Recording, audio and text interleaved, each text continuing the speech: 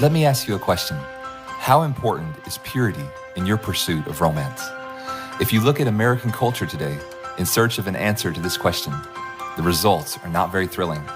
In fact, in modern film and television, it is becoming increasingly rare to see characters pursue marriage as a goal.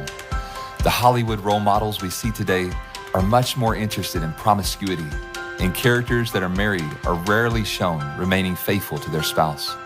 While this creates strong conflict in a story, is this the example you want to follow?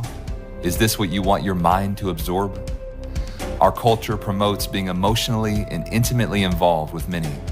This is called freedom, but is it really?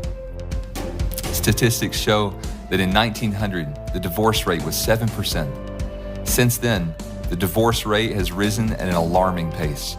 Over half of all marriages today end in divorce. Because of these disheartening figures, many are not interested in getting married at all. Getting into a relationship that stands a big chance of a crash ending is not desirable by anyone. Is this what God intended when He created marriage? Or have we missed something? What if the very heart of God is reflected when a man and woman live in covenant faithfulness to one another? And what if our enemy will do anything he can to destroy that picture? Here are a few things my parents encouraged me to do growing up. Number one, keep an honest conversation going between God and some trusted friends. This is so important. You don't want to live a lie by being one way on the outside and another on the inside. Share your struggles and pray together with others for victory. Number two, unplug from music and movies that glorify unfaithfulness. This includes the majority of secular media. Most of these actors and musicians' personal lives are miserable. You don't want a story like theirs, so don't follow their example. Number three, establish an honoring and healthy boundary in your relationship with the opposite gender. Put your brain in waiting mode until God reveals the specific one you are to marry. This means that kissing and alone time are reserved for marriage.